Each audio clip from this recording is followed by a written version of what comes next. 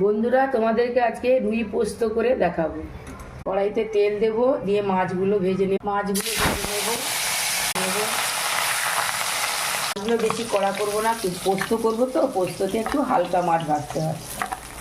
কড়াইতে তেল দিলাম, সাদা তেল। রুই মাছে পোস্ততে সাদা তেল দিতে হয়। শুকনো লঙ্কা ফোড়ন দিলাম, কালো জিরে ফোড়ন দিলাম, একটু কাঁচা দিয়ে দেবো।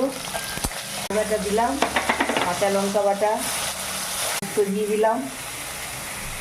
অল্প একটু হলুদ দেবো, পোস্ততে তো বেশি হলুদ দেবো না। তো একটু জল দেবো, জল দিয়ে কষাবো, দিয়ে অল্প অল্প জল দিয়ে কষতে থাকবো। তারপরে জল দিয়ে মাছ দিয়ে জল দিয়ে। রান্না যদি ভালো লাগে বন্ধুরা, তোমরা লাইক কমেন্ট সাবস্ক্রাইব করো।